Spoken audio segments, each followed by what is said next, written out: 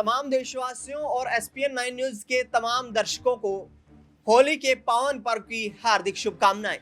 यह पर्व भाईचारे का प्रतीक है। यह पर्व द्वेष को मिटाकर एक साथ आगे बढ़ने का पर्व है। यह पर्व हिंदुस्तान के भाईचारे को एकजुट करने का पर्व है।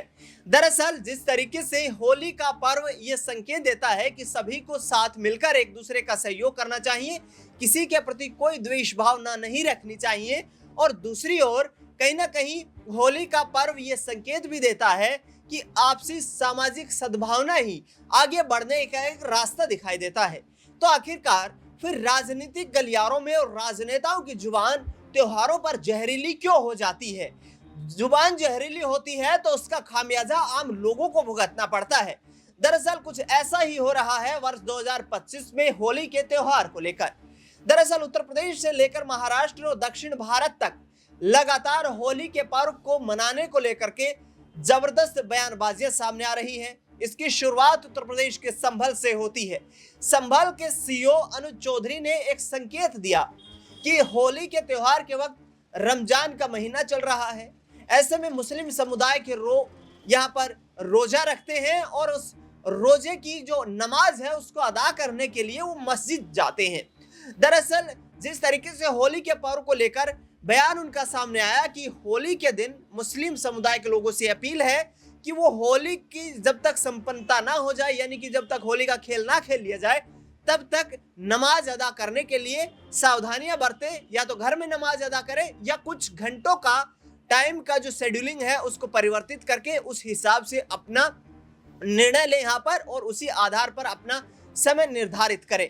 दरअसल इसकी आग अब महाराष्ट्र तक पहुंच गई है। उत्तर प्रदेश के मुख्यमंत्री ने तो अनुज चौधरी के इस बयान का समर्थन किया ही था, लेकिन महाराष्ट्र में बीते दिनों मुगलों के शासनकाल पर ज्ञान देने वाले समाजवादी पार्टी के विधायक और कद्दावर नेता अबू आजमी ने एक बड़ा बयान फिर से दे दिया है। औरंगजेब को लेकर उनके बयान को काफी जिस तरीके से देश भर में एक राजनीतिक मुद्दा बनाया गया, उसके बाद अबू आजमी ने उस बयान को लेकर कहा कि मैं मुगलों की यहाँ पर गायन गाथा नहीं कर रहा हूँ, मैं उनके शासनकाल की महिमा मंडन नहीं कर रहा हूँ, लेकिन मेरा सिर्फ इतना कहना है कि औरंगजेब के शासनकाल में हिंदू मंदिरों को तोड़ा गया तो हिंदू मंदिरों को बनवाया भी गया। दरअसल इस बार एक बार फिर से होली के पर्व को लेकर के नमाज को लेकर जो सियासी सस्पेंस बना हुआ है और जो दिशा निर्देश जारी किए जा रहे हैं उसको लेकर अबू आसिम आजमी ने कहा है कि हम मर जाएंगे लेकिन नमाज अदा करना नहीं छोड़ेंगे। यानी कि साफ तौर पर अबू आजमी ये कहते हुए नजर आ रहे हैं कि भारतीय जनता पार्टी की सरकार जो है ये मुसलमानों से नमाज को छुड़वाना चाहती है, लेकिन हम ये कहना चाहते हैं कि रमजान का महीना है, हम मरना पसंद करेंगे, लेकिन रमजान के वक्त में रमजान को जिस तरीके से नमाज अदा की जाती है उसमें कोई परिवर्तन नहीं करेंगे। ये हमारे धार्मिक मूल्यों के साथ सरकार खिलवाड़ कर रही है। दरअसल जिस तरीके से महाराष्ट्र में होली के पर्व पर रत्नागिरी में एक घटना भी देखने को मिली, उसमें मुस्लिम पक्ष के लोगों की तरफ से रत्नागिरी में आरोप लगाया गया कि हिंदुओं के होली पर्व के दौरान जो छड़ी थी उसकी जो यात्रा निकाली जा रही थी, उस यात्रा को मस्जिद में जबरदस्ती घुसाने का प्रयास 3 से 4 बार किया गया। दरअसल पुलिस प्रशासन की तरफ से ये कहा गया है कि भीड़ अत्यधिक जमा हो गई थी, जिसको लेकर छड़ी को नियंत्रित कर पाना यहाँ पर मुश्किल हो रहा था और जिसके चलते वो घटना घटित हुई। ऐसे में उस घटना में किसी को कोई जान माल का नुकसान नहीं हुआ, लेकिन आखिरकार हिंदुओं के पर्व को क्यों इस तरीके से निशाना बनाया जा रहा है? दरअसल महाराष्ट्र के मुख्यमंत्री देवेंद्र फडणवीस ने अबू आजमी के इस बयान को लेकर कहा है कि हिंदुओं के त्योहार में व्यवधान उत्पन्न करने की कुछ विशेष समुदाय के लोगों की एक परंपरा रही है कि जैसे ही कोई हिंदू पर्व शुरू होता है उसमें व्यवधान कैसे उत्पन्न किया जाए, ये उसकी शुरुआत कर देते हैं। अबू आसिम आजमी जैसे लोग इस तरीके की कार्यशैली को बढ़ावा देते हैं। यानी कि साफ तौर पर महाराष्ट्र में सियासी संग्राम लगातार जारी है। एकनाथ शिंदे ने तो भारतीय जनता पार्टी के बयान का समर्थन करते हुए मुसलमानों पर यह तक कह दिया है कि औरंगजेब की गायन गाथा करने वाले लोगों को देश छोड़ देना चाहिए, उन्हें पाकिस्तान चले जाना चाहिए, जो कि उस क्रूर शासक की महिमा मंडन करते हुए नजर आ रहे हैं। और जिस तरीके से हिंदुओं की भावनाओं के साथ उसने खिलवाड़ किया, हिंदू लोगों को, हिंदू नारियों को जो अपमानित करने का काम किया, ऐसे में आखिरकार क्या वाकई में ये बयानबाजी उनकी शोभा देती है? दरअसल ये लगातार सवाल खड़े हो रहे हैं। महाराष्ट्र में सियासी संग्राम लगातार जारी है। अबू आजमी के इस बयान ने फिर से तूल पकड़ लिया है। महाराष्ट्र विधानसभा के बजट सत्र से पहले ही उनको निलंबित किया जा चुका है। अबू आसिम आजमी संभाजी नगर विधानसभा क्षेत्र से विधायक है और उनका कहना है कि 5 लाख लोगों का मैं प्रतिनिधित्व करता हूं। ऐसे में मेरे क्षेत्र के लोगों की आवाज को दबाने का काम भारतीय जनता पार्टी एनडीए की गठबंधन की सरकार कर रही है। तो ऐसे में अब देखना ये दिलचस्प रहेगा कि अबू आसिम आजमी को क्या वाकई कोई बड़ा समर्थन मिलता हुआ मुस्लिम समुदाय से नजर आता है? क्या सेकुलर पार्टी जो है वो उनके समर्थन में उतरती है? क्या वाकई समाजवादी पार्टी का शीर्ष नेतृत्व इस बयान का समर्थन करेगा?